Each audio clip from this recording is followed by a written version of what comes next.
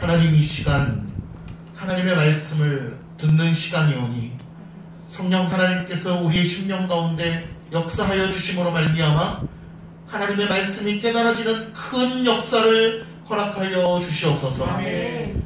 우리가 사람의 귀로 듣지 아니하게 하시고 하나님께서 허락해 주신 믿음의 눈으로 이 말씀을 보고 믿음의 귀로 하나님의 말씀을 듣는 시간이 되게 하옵소서.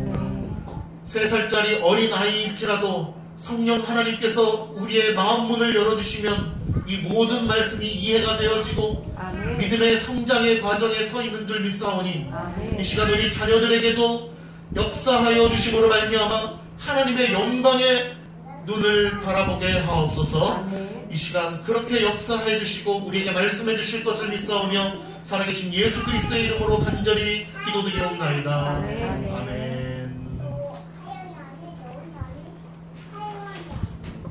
네, 오늘 말씀의 제목은 준비되어지는 선지자입니다. 준비되어지는 선지자.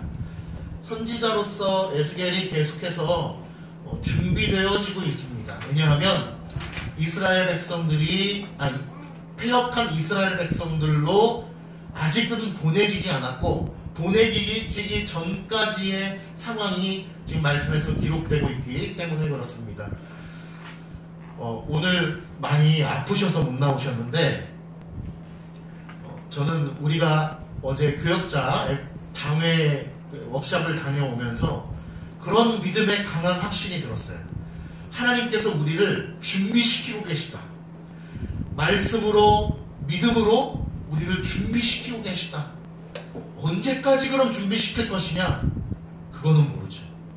그리고 아마도 이 인생을 살아가는 7, 80년의 기간 동안에 하나님은 우리를 계속해서 준비시키실 것이라고 저는 믿습니다. 그리고 하늘 소망을 바라보고 천국에서 하나님의 영광을 마주대하게 될 때까지 우리를 계속 준비시키실 것을 저는 믿어요. 그러면 준비시키신다고 해서 뭔가 본론으로 못 넘어가느냐? 그게 아니고 그 과정 속에서 하나님의 영광을 배우는 것이죠. 아멘. 말씀을 깨닫는 거예요. 아멘. 우리가 에스겔 1장, 2장을 보면서 아직 에스겔을 하나님께서 이스라엘 백성 가운데 보내지 않으셨어. 준비시키고 있는 과정이야 라고 해서 1, 2장은 안 중요해. 빨리빨리 넘어가야 돼. 이렇게 얘기하는 사람은 없을 겁니다. 하나님께서 우리의 인생을 준비시키는 이 과정이 너무나 귀하고 아름다운 과정이라고 믿습니다. 인생을 통하여 우리에게 무엇을 깨닫게 하실까? 저 천국에서 마주대하게 될, 물론 지금도 부분적으로나마 하나님의 영광을 우리가 배우고 있지만 천국에서 완전히 하나님의 영광을 마주대하게 될 때, 또 예수 그리스도를 우리가 눈앞에 두고 그분과 말씀을 나누게 될 때에 그 영광스러운 낯을 보게 될 때에 그것을 우리가 준비되고 있는 것이다. 믿음으로 깨닫게 하시고 계시된 말씀을 통하여 하나님에 대해서 계속 배우게 되는 것입니다. 지금까지 우리가 살펴본 에스겔의 말씀은 어떤 것이 있었냐면 1장 초두에는 하나님께서 에스겔에게 환상을 보여주시는 장면들, 뭐가 있었냐면 그려놓으면 괴물 같을지라도 말씀으로 보면 천사의 형태를 하나님께서 설명해 주심으로 천사들이 하나님의 영광을 위하여 얼마나 발빠르게 빛과 같은 속도로 움직이고 있는가, 하나님의 섭리의 일을 위하여 그분의 영광을 위하여 얼마나 일하고 있는가를 잠시나마 살펴보았고, 1장 후반부에 가면서 에스겔이 하나님의 영광을 본 것을 보았습니다. 궁창을 통하여, 또 알 수 없는 어떤 우주 같은 그런 신비로움을 통하여서 하나님께서는 당신의 영광을 조금이나마 에스겔에게 보여주심으로 에스겔을 준비시켜 가고 계시다라고 하는 것입니다. 지난주에는 우리가 무엇을 살펴보았냐면 하나님께서 폐역한 이스라엘 백성들에게 너를 보낼 것이다. 그리고 하나님의 말씀을 통하여 하나님의 영광을 확증할 수 있다 라고 하는 것을 살펴보았습니다. 그러면서 이런 예를 들었어요. 아무것도 무서워하지 않는 중학생 이야기를 하면서 이스라엘 백성들이 아무것도 두려워하지 않는 철없는 중학생과 같은 존재가 아닐까. 우리도 하나님을 경외하는 심령을 가져야죠. 하나님을 두려워하는 심령을 가져야 돼요. 하나님을 사랑하는 그 경외하는 심령 가운데 하나님의 말씀을 볼 수 있는 것입니다. 그런데 우리가 철없이 하나님을 무서워하지 않고 말씀을 두려워하지 않는 그러한 삶 속에 살게 된다면 철없는 중학생과 같을 것이다. 패역한 이스라엘 백성들과 같을 것이다 라고 하는 말씀을 지난주까지 드렸었습니다. 자, 오늘 2장 8절에 보니까요 희한한 말씀이 하나 나옵니다. 그거는 뭐냐면 8절에 보니까 너 인자야. 인자는 누구를 얘기하는 거죠? 에스겔을 부르고 있는 하나님의 호칭입니다. 인자야, 내가 내게 이르는 말을 듣고 그 패역한 족속같이 패역하지 말고 내 입을 벌리고 내가 너에게 주는 것을 먹으라 라고 이야기를 합니다. 자, 입을 벌리라고 합니다. 아마도 그 이상 가운데 이상 환상이기 때문에 에스겔은 입을 벌렸습니다. 입을 벌렸고 내가 너에게 주는 것을 받아 먹으라고 얘기하는데 9절에 보니까 그 받아 먹으라고 하는 것이 무엇입니까? 두루마리 책이에요. 하나님의 말씀을 받아 먹으라 라고 하나님께서 에스겔에게 명령하고 있다는 것입니다. 먹을래? 하지 않으셨죠? 받아 먹으라 라고 말씀하셨는데 그 두루마리 책에 있는 내용이 뭐래요? 10절에 보니까 애가와 애곡과 재앙의 말. 뭐예요? 이스라엘 백성들을 향한 저주의 말씀이에요. 이스라엘 백성들 너희들은 이렇게 패역하게 될 것이기 때문에 이러한 저주를 받게 될 거야. 이러한 고통을 감당하게 될 거야. 이러한 아픔을 너희들이 가지게 될 거야 라고 하는 내용들이 그 안에 써 있었다라는 것을 오늘 에스겔 선지자를 통하여 성경에 기록한 것입니다. 자, 그러면 입을 벌리라 하나님께서 명령해 주시는 것은 오늘 8절, 9절, 10절의 이 말씀은 무슨 말일까?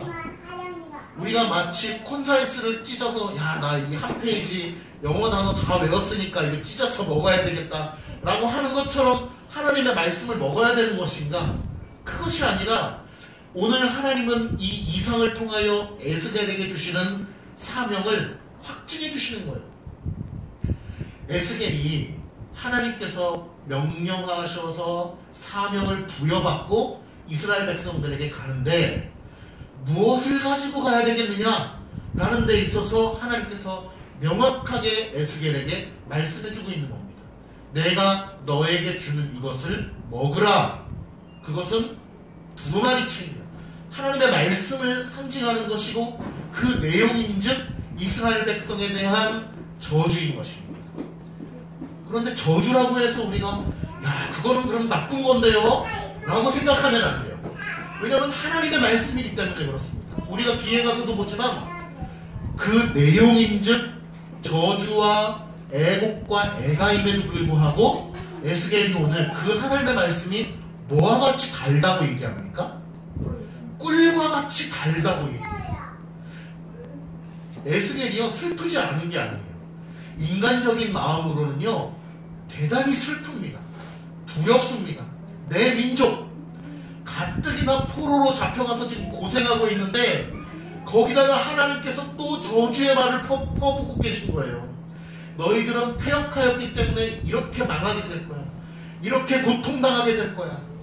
그러니까 에스겔의 심정은 인간적으로는 굉장히 슬픈 상태입니다.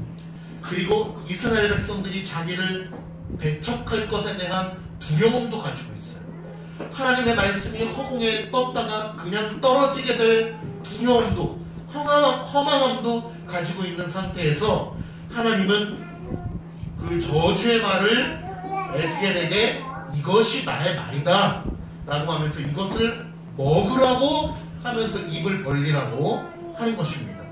그러니까 에스겔 선지자가 이스라엘 백성들에게 반드시 가는 것인데 무엇을 가지고 가서 그들에게 선포를 할 것인가에 대한 명확한 사명을 부어주고 계신 거예요. 제가 신학대학원에 입학할 때 시험도 준비하고 뭐 면접도 준비하잖아요.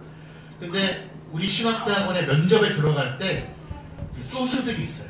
그래서 선배들을 통하여서 또 여러 가지 주변 지인들을 통해서 면접에서 이런 질문이 나왔을 때 이렇게 대답해야 된다라고 하는 그런 소스를 받게 되었습니다.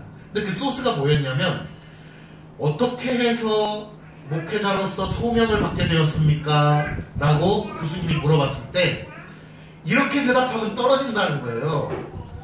제가 기도하다가 주님께서 말씀해 주셨습니다. 이렇게 하면 떨어진다는 거예요. 우리 안양대학교 신학대학원, 우리 개혁주의 신학을 배우는 안양대 신대원에 부합되지 않는 사람이라고 해서 떨어진다고 하는 겁니다. 그러면 어떻게 대답을 해야 되느냐? 라고 했을 때 그 소스를 이제 선배들을 통해서 배웠는데 답을 외워간 거죠.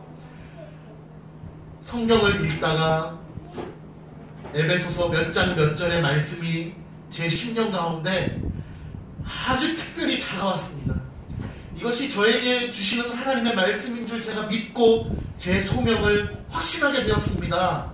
라고 하는 말로 대답을 해야지 합격이 된다는 거예요. 그래서 저도 히브리서 11장의 말씀을 외워가지고 면접에 들어가서 히브리서 11장 말씀을 통하여 하나님께서 저에게 이런 믿음의 확신을 주셨고 그것이 저에게 소명인 줄 믿는 믿음으로 이 자리에 나왔습니다. 이렇게 대답했던 기억이 납니다. 에스겔 선지자가 이스라엘 백성들에게 가는 것은 하나님의 말씀을 듣고 가는 것이죠. 하나님의 말씀을 가지고 가는 것입니다. 그런데 예레미야 선지자서에 보면은 하나님의 말씀을 먹는다라고 하는 표현이 사실은 또 있어요. 하나님의 말씀을 먹는다라고 하는 표현은 성경에 처음 나온 표현이 아닌데 유일하게도 독특하게도 오늘 에스겔 선지자는 하나님의 말씀을 맛본다, 혀로 맛본다 이걸 넘어서서 하나님의 말씀을 먹는다 이걸 넘어서서 뭐라고까지 표현하냐면 내 창자에 넣으라 라고 하는 말씀까지 갑니다. 그러니까 하나님의 말씀을 단순히 맛보고서 그냥 가는 것이 아니고 그냥 먹고서 가는 것이 아니고 내 창자에까지 하나님의 말씀을 넣어서 완전히 소화시켜서 하나님의 말씀을 백성들에게 전하러 간다라고까지 오늘 에스겔 말씀은 증거하고 있는 것입니다. 그러니까 하나님의 말씀을 완전히 내 것으로 소화시켜서 이스라엘 백성들에게 선포해야 되는 것이죠. 이 시대에 보면은 많은 목사님들이, 신실하게 사역하는 목사님들이 너무나 분주함 가운데, 사역 가운데 젖어 있어서 하나님의 말씀을 깊게 상고하지 못하고 설교 준비에 허덕이면서 겨우겨우 말씀을 전하는 경우들도 많이 있어요. 저 역시도 그러한 위험성에 늘 처해 있는 사람이고, 하나님의 말씀을 혀로만 맛보고 혹은 단순히 그냥 빨리빨리 꾸역꾸역 넘겨서 소화해내서 말씀을 전하는 경우들이 많이 있을 줄 압니다. 왜냐하면 특히 많은 교회들이 새벽 예배, 수요, 금요, 신방, 무슨 회의, 남전도회, 여전도회 많은 사역들에 지쳐서 겨우겨우 설교를 준비하여 강단에 올라가는 경우도 아마 많을 겁니다. 저 역시도 그랬던 경험들이 있습니다. 그러나 오늘 에스겔 선지자는 하나님의 말씀을 창자에까지 넣어서 소화시켜서 주의 말씀을 들고 간다라고 하는 표현을 통하여 우리가 하나님의 말씀을 대할 때 어떻게 대해야 되겠는가? 하나님의 말씀을 대할 때 그냥 눈으로 읽고 끝나는 것이 아니고 한두 번 읽고 끝나는 것이 아니고 완전히 상고하고 느끼고 그 말씀을 먹고 그 말씀을 늘 묵상함으로 말미암아 나의 말씀이 될 수 있도록 아멘. 말씀을 상고하는 것이 얼마나 중요한 말씀입니까? 아멘. 그러한 의미에서 일독했습니다, 이독했습니다. 이런 것들이 물론 중요합니다. 1독도 하고 2독도 해야 됩니다. 그러나 그 숫자가 중요한 건 아니다. 뭐 100독을 했으면 뭐합니까? 이 살아계신 하나님의 말씀이 한 말씀이 내 심령 가운데 박혀서 평생을 살아가는 거예요. 아멘. 루터는 어땠습니까? 로마서 1장 17절 오직 의인은 믿음으로 말미암아 살리라 라고 하는, 여러분 루터가요 얼마나 풍성한 지혜와 지식의 신학자입니까? 그런데 루터를 움직인 말씀은 단 하나의 말씀이었어요. 로마서 1장 17절의 말씀을 통하여 루터가 그 10년 가운데 깊은 깨달음을 얻고 하나님의 은혜 가운데 나아가서 종교개혁의 출발점을 열지 않았습니까? 저 역시도 성경의 모든 내용들을 다 알고 있는 어떤 사람이 아닙니다. 그때그때 공부해서 주석을 참고하여 기도하면서 말씀을 공부하여 성도들에게 가르치기도 합니다. 그런데 저의 인생을 바꾼 단 하나의 말씀이 저에게도 있는 것입니다. 물론 여러 가지가 있을 수 있지만 그 하나의 말씀이 우리의 삶을 변화시키는 거예요. 그러니까 어떠한 말씀이 내 말씀이 되는 게 되게 중요한 일인 거죠. 말씀을 깊게 상고하는 것이 중요한 것입니다. 아까 전에 우리가 시편 찬송을 부를 때도 주는 나의 목자시다. 시편 23편이죠. 여호와는 나의 목자시니 내가 부족함이 없으리로다 라고 하는 다윗의 고백이 정말 저의 고백이에요. 아멘. 여호와는 나의 목자시기 때문에 그 이상의 것을 내가 바랄 것이 없어요. 아멘. 내 목자인데 그 이상의, 물론 다윗은 그 이상의 시를 쫙 써내려갔습니다. 목자신이 거기까지만 해도 충분한 것입니다. 하나님께서 나의 인도자가 되어주시는데 그 이상 우리가 무엇을 바랄 게 있어요? 하나님께서 나를 바라보면서 너는 내 자녀야, 너는 내 아들이야 라고 말씀해 주셨는데 그 이상 뭘 바랄 게 있어요? 저는 시편 23편의 말씀을 늘 상고하고 외우면서 정말 그 말씀이 제 말씀이 됐던 그런 기억이 있습니다. 어려서부터 누군가가 쓴 시편 23편 전체에 붓글씨 액자가 어려서부터 저희 가정에 붙어 있었어요. 그래서 오며 가며 그 말씀을 늘 읽어내려가고 읽다 보니까 외워지는 그러한 은혜가 저희 가정에 있었습니다. 여러분 가정에는 어떠한 말씀이 붙어 있어요?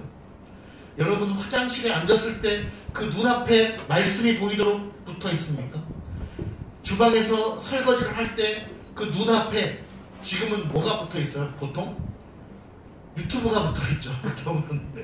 화장실에도 유튜브가 붙어 있고 핸드폰이 붙어 있고 그냥 말씀이 붙어 있음으로 말미암아 그 말씀을 상고하는 그러한 경건의 훈련들이 우리에게 필요한 줄 믿습니다.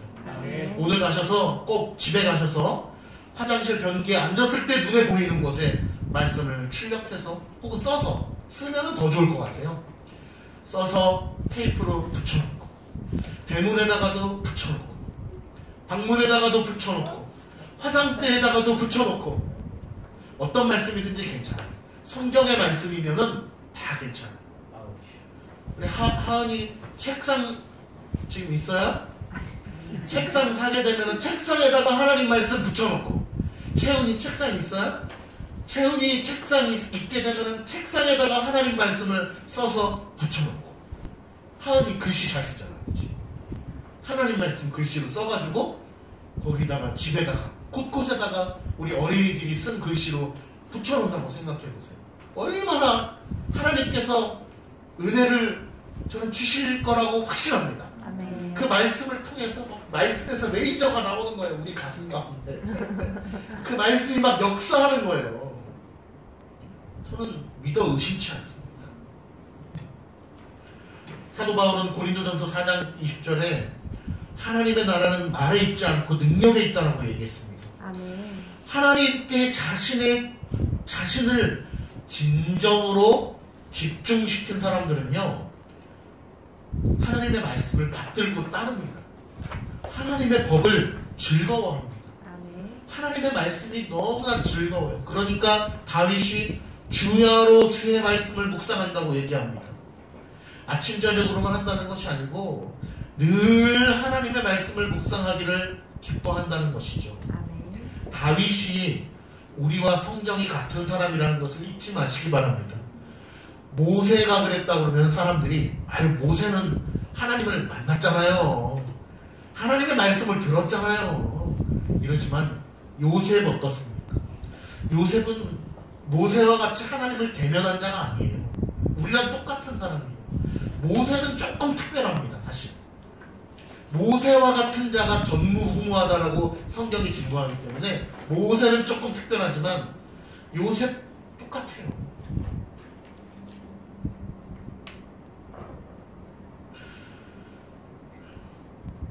우리가 하나님의 말씀을 청종한다면 가장 은밀한 시간에 가장 혼자 있는 시간에 우리의 심령 가운데서 하나님의 말씀이 터져나올 줄 믿습니다. 아멘. 성경을요 잘못 해석하는 사람들은 가끔 눈에 보이는 어떤 현상을 중시 여기거나 그것들에 홀리는 경우가 많이 있습니다.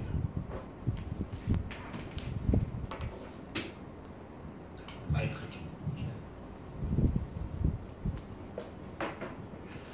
홀리는 경우가 많이 있습니다. 우리는 말씀 사경회를 통하여서 충분히 경험하셨을 줄 믿는데 하나님의 은혜와 능력은요 어떠한 큰 소리를 낸다고 해서 우리에게 보여지는 것이 아닙니다. 하나님의 능력과 은혜는 잠잠한 가운데도 우리의 가슴을 진동시킵니다. 하나님의 은혜는 소리가 없어도 우리의 심령을 변화시킵니다. 그런데 성경에 입각하지 않고 어떤 신비적인 것들을 구하는 사람들의 모습들을 잠깐 설명드리려고 하는데, 그런 사람들은 기도하다 말고 어떠한 특별한 현상을 추구하는 경우들이 많이 있습니다. 눈에 보여지는 거죠. 하나님의 은혜와 능력은 눈에 보이지 않아도 능력으로 다가오는데, 참된 하나님의 능력과 은혜를 모르는 사람들은 자꾸 눈에 보이는 어떤 것들을 나타내려고 한다는 것입니다. 예를 들면 기도를 하다가 소리를 지른다든지, 아니면 넘어져서 이상한 행동을 한다든지, 아니면 방언이라고 생각하는 어떠한 소리를 낸다든지 하는 것들입니다. 제가 그리고 사람들은 그러한 눈에 보이는 어떠한 현상들을 나타냈을 때 큰 기쁨을 느낍니다. 즐거움을 느껴요. 그리고 이것이 참 믿음이 아닐까라고 하는 생각들을 갖는 것이죠. 제가 나온 대학은 오순절 계통의 신학교였습니다. 지금은 장로교로 바뀌어서 좋은 방향으로 가고 있는데, 당시에는 그런 오순절 계통, 그러니까 순복음 계통의 어떤 신학교였습니다. 전교생 신앙수련회를 갔는데, 이 오순절 계통에서 신앙생활을 한 분들 중에는 괴팍한 분들이 좀 많이 계세요. 그래서 기도할 때 그냥 하지 않고 괴성을 지른다든지, 이렇게 예를 들면 뭐 강대상에서 막 인도할 때 강대상을 내버려 두질 않아요. 그래서 주먹으로 아주 세게 쳐서 강대상이 부셔진다든지, 아니면 요 앞에 계신 의자, 보통 장의자에 앉잖아요. 장의자의 여기 책 바지 여기가 막 부서지고 그럽니다. 의자가 있는 경우에는 의자를 부셔버리는 경우도 있어요. 실제로 제가 우리 가까운 S교회 사역할 때 그런 류의 집회를 했었는데, 맨 앞자리 이 두 좌석 정도가, 그러니까 두 줄 정도 중에 한 열 몇 좌석이 의자가 다 파손이 되어버려서 AS를 갔던 적이 있어요. 그러니까 완전히 뽀개진 의자들이, 그러니까 어느 정도 그냥 폐인 것이 아니고 완전히 뽀개져 버린 그런 경우들도 봤습니다. 그 신학교에 다니게 되면 신앙수련회를 한 학기에 한 번씩 하게 되는데, 저녁 집회가 시작되었는데 사람들이 괴팍하다 보니까 어떠한 이상한 현상들이 나타나기 시작한 거예요. 예를 들면 기도하는데 한쪽 구석에 막 넘어져서 자빠져서 거꾸로 누워가지고 막 팔을 흔드는 겁니다. 계속 팔을 흔들어요. 예를 들면 강사님이 여기서 말씀을 전하고 있는데 여기 앞에 나와서도 계속 팔을 흔드는 거예요. 근데 그런 것들을 제한하지 않는 거예요. 왜냐하면 성령님께서 하고 계시다는 거예요. 근데 성령님께서 하시는 일이 무엇인지를 모르기 때문에 그러한 잘못된 현상들을 그냥 두고 보는 것입니다. 말씀이 끝났는데도 계속 흔들고 있어요. 넘어져서, 거꾸로 누워서. 언제까지 흔드느냐? 우리는 집회가 다 끝나고 야식 먹으러 가고 잠자리에 들었는데도 새벽까지도 흔들고 있는 거예요. 그것이 성령님의 역사라고 잘못 오인해서 그러한 역사가 있는 것입니다. 아니, 그러한 일들이 일어나는 것입니다. 그들이 주장하는 게 무엇입니까? 성령님을 제한하면 안 된다는 거예요. 잘못된 것이죠. 성령님은 어느 바운드리 내에서 역사하십니까? 말씀에 계시된 부분에 대해서 역사하시는 분이고, 요한복음을 통해서 우리가 충분히 살펴봤는데 그리스도께서 말씀하신 것을 생각나게 하시는 분이 성령님이에요. 그리스도의 말씀 이외의 것을 벗어나는 분이 아니세요. 그러니까 오히려 말씀 이외의 것을 하는 행동을 보면서 성령님을 제한하지 말라라고 얘기하는 게 성령님을 제한하는 거예요. 오히려 성령님이야말로 하나님께서 말씀하신 것을 말씀하시는 분이시고, 성령님이야말로 그리스도께서 성경에 말씀하신 것을 말씀하시는 분이 성령님이라는 거죠. 그러니까 성령님에 대한 오해가 있는 분들은 그러한 일에 빠지게 되는 것입니다.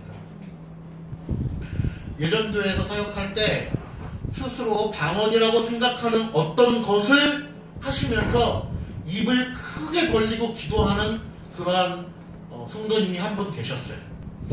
근데 그분이 주장하는 게 뭐였냐면 바로 오늘 에스겔 2장 8절의 말씀입니다. 내 입을 벌리고 내 말을 먹으라 라고 하는 말씀을 주장하면서 입을 크게 벌리고 기도를 하는 것입니다. 그러니까 우리가 있는 힘껏 치과에서 입을 벌리잖아요. 그렇게 입을 벌린 상태로 이상한 소리를 내면서 기도를 하니까 어떻게 되겠어요? 교회 분위기가 이상해지겠죠. 이상해지는데 제가 여기서 여러분들께 하나 중요한 것을 말씀드리려고 합니다. 이상해질 것 같은데요, 성도들 사이에서 어떠한 일이 일어났냐면, 야 정말 맞다, 그래 내 입을 크게 벌리라고 했으니까 저렇게 기도하는 게 맞나 보다라고 다 수긍이 되어서 여기저기 그러한 현상들이 일어난 것입니다. 내가 더 크게 벌릴게, 내가 더 크게 벌려서 하나님의 말씀을 먹어야지. 목회자의 지도를 받지 아니하면요 이런 현상이 발생을 합니다. 그래서 신학을 바르게 배운 목회자의 지도를 받는 것이 대단히 중요한 일이에요. 아멘. 그런 것들이 목사님에게 보고가 되어지지 않고 권면되어지지 않고 성도님들끼리 야 이거 입을 크게 벌리라고 했잖아, 내가 말씀에 있는 대로 하는 거야 라고 하면서 이 에스겔 말씀을 따라한 거예요. 그래서 방언이 아닌데 방언 같은 것을 하면서 입을 크게 벌려서 막 기도를 하니까 발음이 어떻겠어요? 이상한 소리가 나겠죠. 입을 크게 하면 우리 한번 테스트 한번 해볼까요? 여기서 기도를 어떻게 해요? 이상한 소리가 나는 거예요. 괴물 같은 소리가. 근데 그것이 야 나도 진짜 입을 크게 벌려서 하나님의 말씀을 내가 받겠노라고 막 입을 크게 벌려서 하는 그러한 일들이 있다니까요. 그렇게 성경을 오역하게 되면은 그러한 현상이 발생을 하는 것입니다. 자, 오늘 말씀에 입을 크게 벌리라 라고 하는 것은요 무슨 말이냐면 에스겔의 사명을 확증시켜 주시는 거예요. 그리고 하나님의 명령입니다. 우리는 에스겔 1장부터 계속해서 하나님의 말씀, 하나님의 소리라고 하는 포인트를 생각해 왔습니다. 하나님의 명령, 하나님께서 명령하심으로 말미암아 에스겔이 입을 벌려 하나님의 말씀을 먹는 이상을 보게 된 거예요. 환상을 보게 된 것입니다.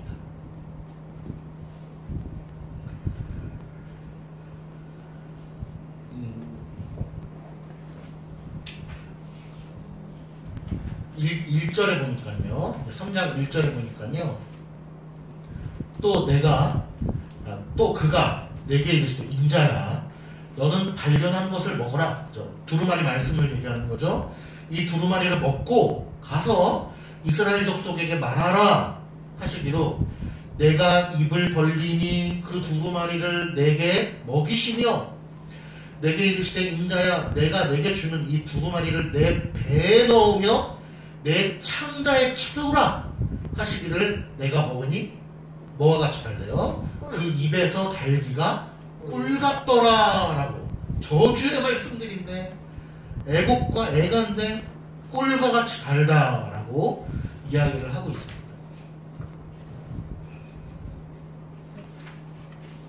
바람 때문에 자꾸 날아가가지고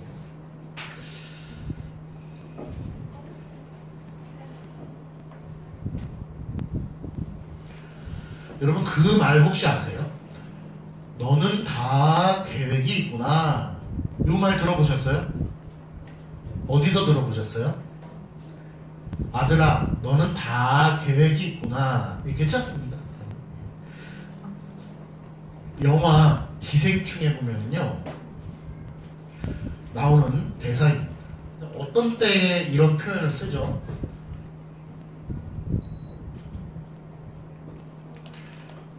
너는 다 계획이 있구나.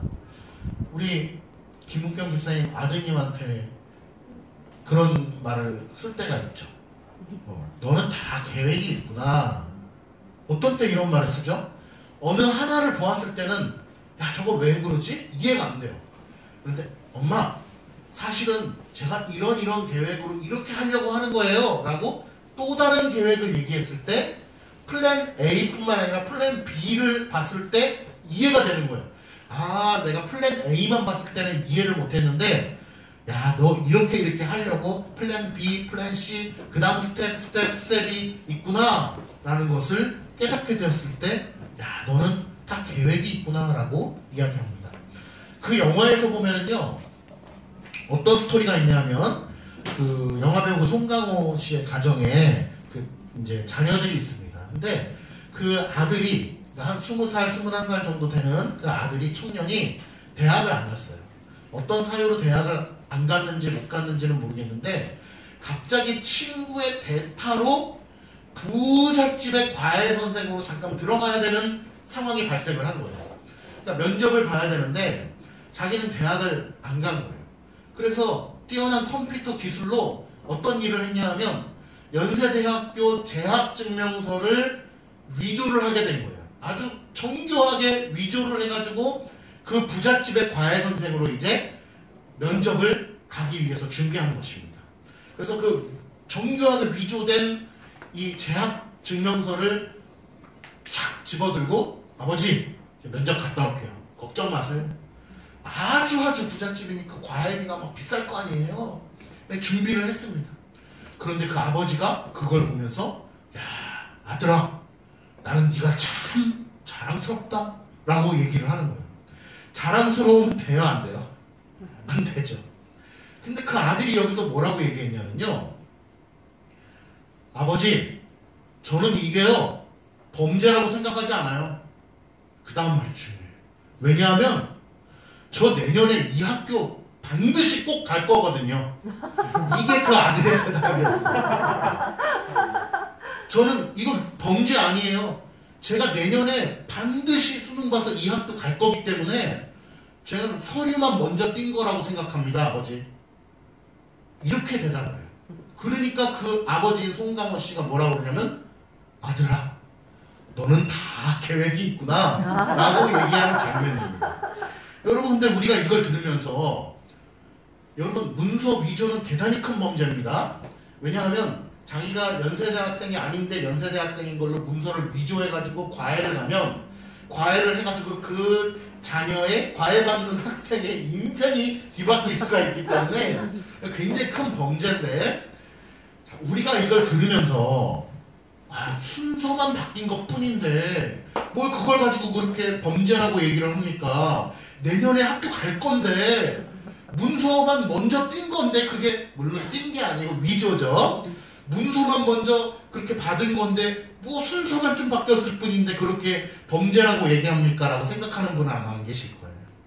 이거는 대단히 큰 범죄죠.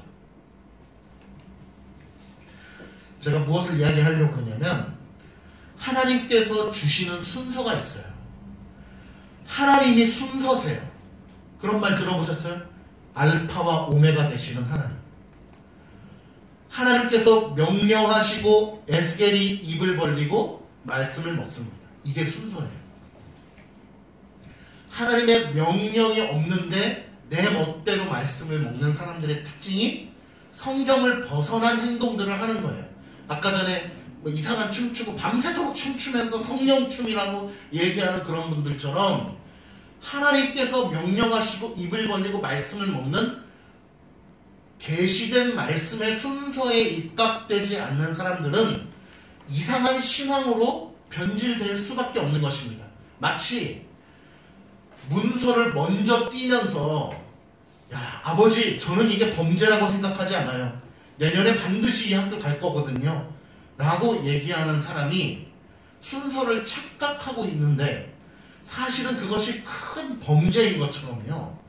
하나님의 말씀의 순서를 따르지 않는 자들은 큰 범죄를 저지르는 것과 같다는 것입니다.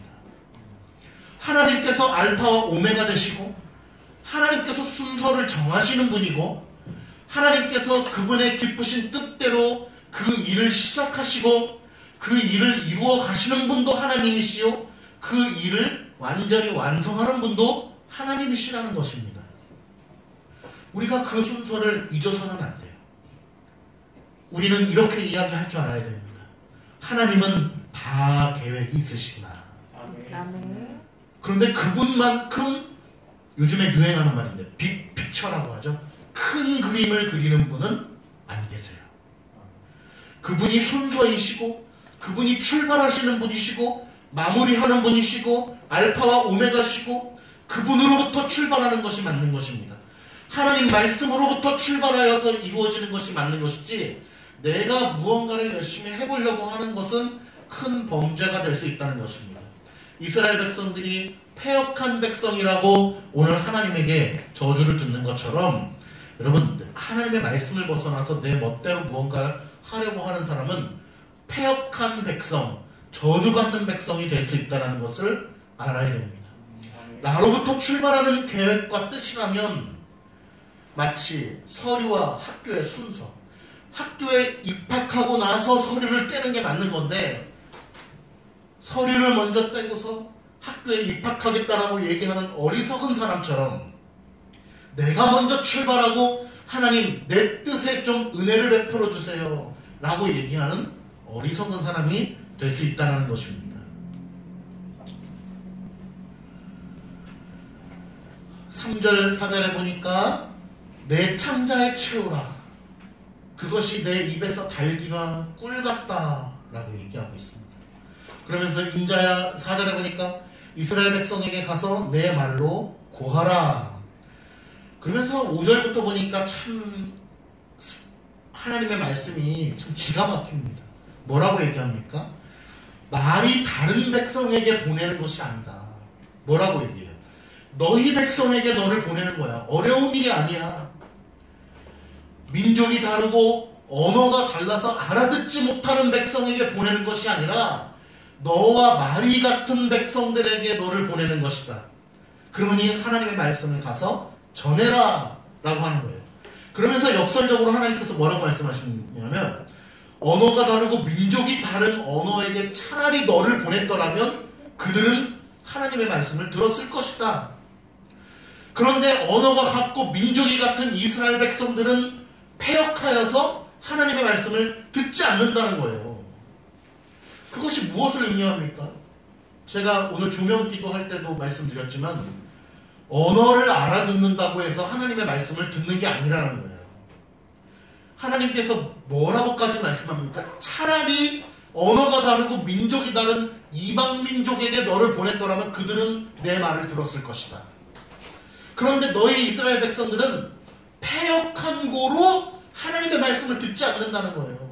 언어가 같고 민족이 같고 사상이 같음에도 불구하고 하나님 말씀을 듣지 않는다는 것입니다.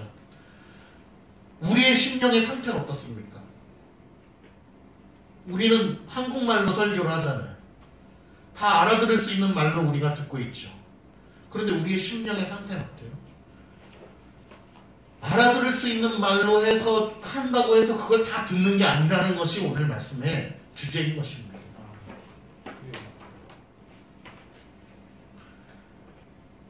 하나님의 음성은, 하나님의 말씀은 패역한 백성들에게 들어갈래야 들어갈 수 없는 거예요. 하나님의 은혜를 사모하고 여호와의 말씀을 듣기를 간절히 사모하는 자에게는 그 말씀이 들어가는 것이죠. 그 말씀이 능력이 되어서 우리의 심령 가운데 요동치는 것입니다. 어떻게 하면 하나님의 말씀대로 살 수 있을까? 어떻게 하면 하나님의 뜻대로 살 수 있을까?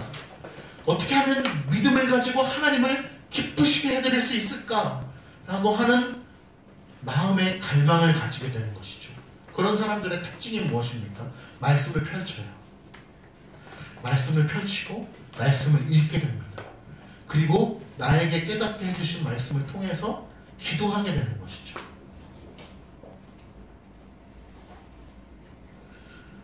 저는 우리 성도님들이 이스라엘 백성들과 같이 패역하지 않고 완악하지 않고 주의 말씀을 청종하는 믿음의 사람들이 되기를 간절히 소망합니다.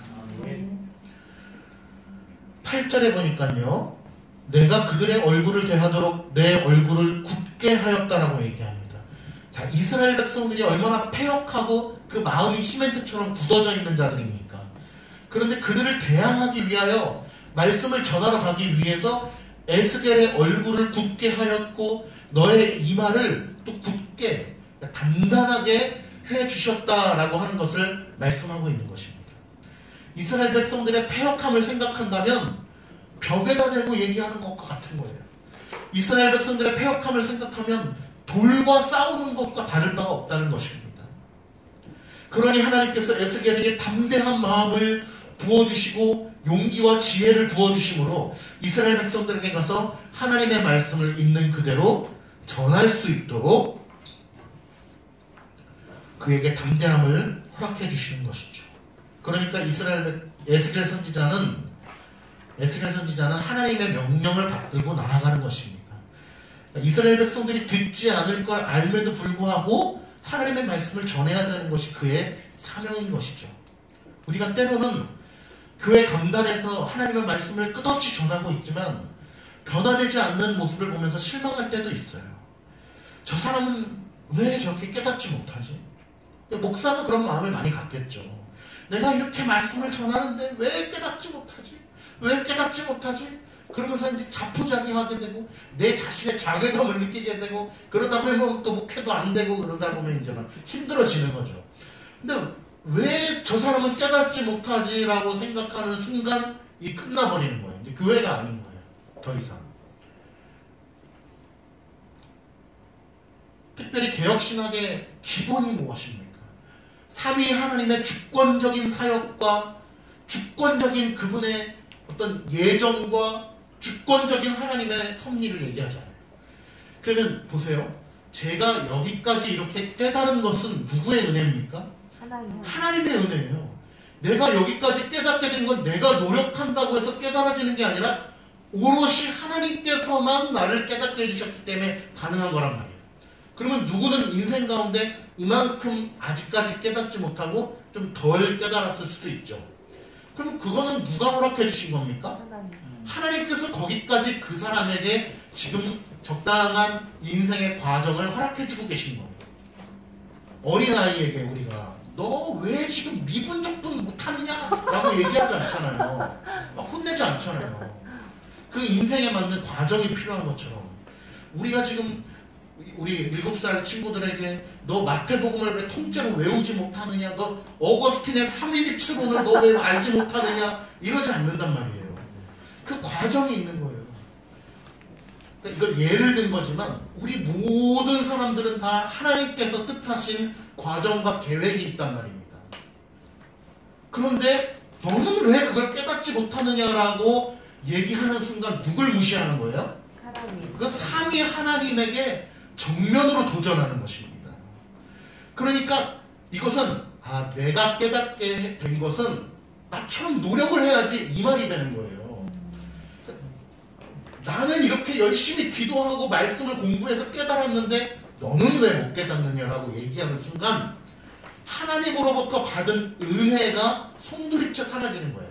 하나님으로 말미암아 내가 깨닫게 되었다는 사실을 완전 부정하게 되는 것입니다.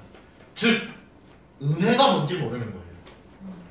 삼위 하나님으로 말미암아 부어진 깨닫게 해주신 은혜가 무엇인지를 모르는 거예요. 1만 달란트 빚진 자가 나가다가 자기한테 조금의 빚을 진 사람을 보면서 죽도록 타는 것처럼 내가 빚진 은혜가 무엇인지를 모르는 것이죠.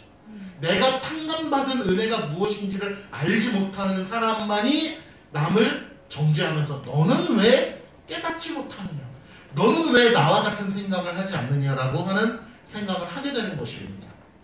그러므로 우리가 교회에서 지극히 경계해야 될 것 중에 하나가 바로 너는 왜 깨닫지 못하느냐, 나는 깨달았는데 너는 왜 깨닫지 못하느냐. 그렇게 하는 순간 교회의 본질이 날아가 버리는 거예요. 교회가 아니에요. 그냥 학원이죠, 학원. 네. 수학학원이 돼버리는 거예요. 나는 90점인데 왜 너는 왜 80점도 못하냐, 머리가 나쁘구나, 이렇게 되는 것이죠. 그런데 은혜로 이루어진 교회는 그런 것이 아니에요. 그러므로 모두가 다 눈을 들어 하나님의 영광을 바라보는 공동체만이 교회로서의 존속 가치가 있는 것이고 교회로서의 유지가 되는 것입니다. 우리가 교회론을 배워보면 그런 것들을 잘 배우게 되잖아요. 우리의 감정의 선이 서로 얽히고 설키고 너는 왜 그러냐, 이쪽에서는 또 저 사람은 왜 저러냐, 이쪽에서는 또 저쪽을 바라면 쟤는 왜 저러냐, 이런 어떤 정죄의 선이 얽히고 설키면 그때부터는 아주 교회로서의 역할을 못하는 거예요. 목사도 비참한 목회가 시작이 되는 것입니다. 이쪽 가서 집사님 참으셔야죠, 이쪽 가서 또 집사님 참으셔야죠, 집사님 이해해 주셔야죠, 집사님 예배 좀 나오셔야죠. 이 일주일 내내 이거 하는 거죠. 그게 아주 힘든 목회가 되는 거예요. 목회의 동력을 잃어버리고 결국에는 망할 거예요. 그러니까 참 하나님의 은혜를 우리가 배우고 하나님의 은혜가 무엇인지를 우리가 기본적으로 생각하면서 우리가 함께 하나님의 영광을 위하여 나아가야 되는 것입니다. 아멘. 제가 목회를 시작하기 전에, 담임 목회, 개척을 시작하기 전에 늘 겸손하려고 노력을 했었습니다. 야, 내가 하면 잘할 거야 라는 생각을 정말 조금도 해본 적이 없어요. 내가 개척하면 부흥할 거야, 이런 생각들을 많이 한대요, 다른 목사님들은. 근데 저는 한 번도 그런 생각을 해본 적은 없이 개척을 시작했는데, 야, 그래도 뭐 내가 이거는 뭐 딱히 약점은 아니지 라고 교만했던 부분들이 있어요. 그 부분들이 여지없이 무너지는 모습을 제가 보게 되더라고요. 예를 들어서요, 제 얘기는 아니에요. 예를 들어서 누군가가 나는 돈에 대해서 무너지진 않아, 나는 다른 부분은 좀 약한데 돈에 대해서는 나는 깨끗해, 그런 생각을 하는 순간 가장 취약점이 돈이 되는 거예요. 나는 성적인 부분은 나는 절대 그런 스캔들은 없어, 반드시 그거에 무너지게 돼요. 내가 다른 건 몰라도 말씀은 좀 잘 전하지, 그러면 말씀에서 무너지게 되는 거예요. 내가 다른 건 몰라도 이건 잘할 수 있지라고 하는 순간 정말 처절하게 하나님께서 그걸 무너뜨린다는 것을, 그러니까 실패를 경험하게 하신다는 것을 많이 느끼게 됩니다. 그래서 우리가 철저히 인생 자체를 하나님 앞에 완전히 엎드리지 않으면은 하나님께서 역사하시지 않아요. 아멘. 살아 숨쉬는 것 자체가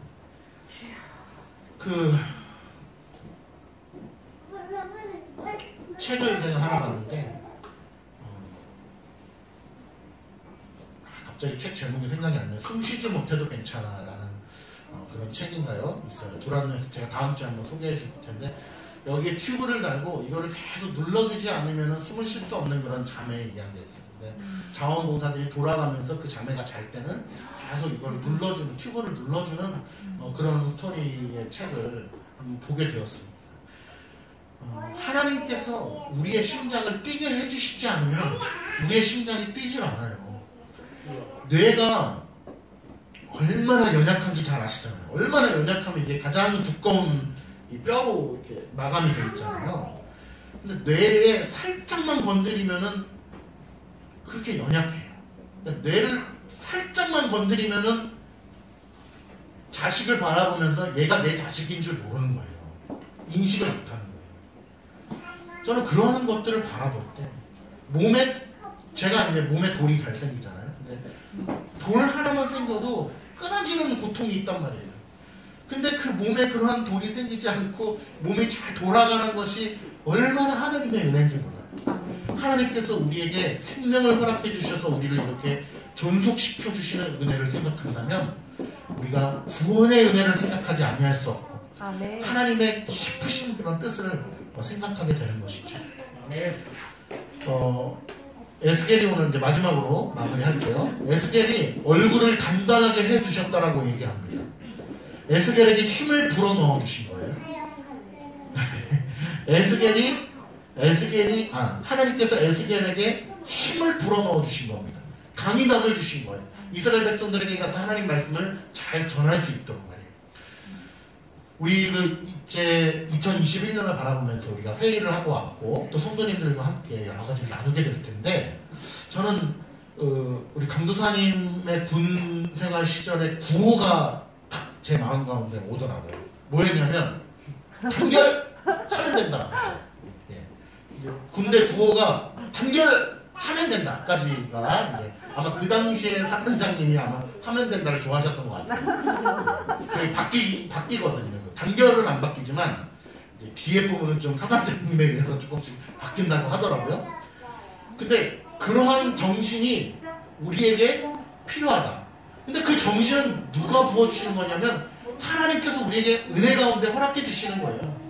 근데 2021년 우리가 다시 한번 믿음의 배를 쫙 띄우고 이제 우리가 승선을 하고 다시 한번 시동을 걸고 이제 또 한번 출발하잖아요. 태평양을 한번 쫙 건너게 된단 말이에요. 이제 그랬을 때 참 믿음으로 나아가되 강인한 에스겔의 이마를 굳게 하셨던 하나님의 은혜가 우리에게 있음으로 말미암아 단결하면 된다라는 저런 정신을 가지고 우리가 하나님의 은혜를 구하면서 한번 달려가 보자고요. 우리 교회가 또 지난 5년간 지켜주셨던 하나님의 은혜를 기억한다면 여러분 한 달 한 달 넉넉해서 넘어간 적이 없어요. 늘 하나님께서 여기서 도와주시고 저기서 도와주시고 그런 걸 생각한다면 다음 5년을 우리가 기약할 때 믿음으로 기약할 수 있겠다. 아멘. 하나님께서 도와주시니까. 아멘. 지금까지 내 힘으로 버텨온 게 없잖아요. 우리의 인생을 생각해 보세요. 내 힘으로 버텨온 게 없어요. 오직 하나님께서 나를 살려주셨기 때문에 그렇게 온 것입니다. 하나님께서는 오늘 에스겔 선지자에게 말씀을 먹이십니다. 그것이 순서예요. 말씀을 먹여주시는 것이 순서예요. 이 순서를 지키지 않으면요 연세대학교 재학증명서를 먼저 떼는 꼴이 되는 것입니다. 말씀이 먼저다. 그리고 말씀을 통해서 모든 것들이 파생이 되는 것입니다. 우리가 당회를 먼저 세우고 그 다음에 무언가를 파생시키듯이 장로교회가 말씀을 먼저 먹고 온전히 소화시키고 그 다음에 우리의 가슴 가운데 울려지는 진동, 은혜의 진동을 통하여 우리 교회가 한 걸음 한 걸음 세워져 가는 것입니다. 그리고 이마를 굳게 하신다. 우리에게 지혜와 용기와 담대함을 허락하셔서 마치 우리 군인들이 단결하면 된다라는 정신으로 나아가듯이 우리에게 부어주시는 하나님의 은혜를 사모하면서 담대하게 나아가야 되겠다. 기도하겠습니다. 하나님 아버지 감사드립니다. 오늘 에스겔 말씀을 통하여 에스겔에게 말씀을 먹이신 하나님의 은혜, 또 담대하게 하셔서 이스라엘 백성들에게 말씀을 전하게 하신 하나님의 은혜를 우리가 살펴보았습니다. 하나님, 2021년을 우리가 앞두고 기도할 때에 우리의 심령 가운데도 말씀을 풍성히 베풀어 주옵소서. 우리의 이마를 굳게 하셔서 하면 된다, 주님으로부터 나오는 믿음의 의지로 하면 된다는 생각을 가지고 내년을 바라보게 하옵소서. 믿음의 항구에서 믿음의 배를 띄우며 나아갈 때 하나님 믿음으로 시동을 걸게 하시고, 믿음으로 노를 젓게 하시고, 믿음으로 태평양을 건너가게 하옵소서. 우리에게 그렇게 은혜로이 길을 허락해 주실 것을 믿사오며 살아계신 예수 그리스도의 이름으로 간절히 기도드리옵나이다. 아멘.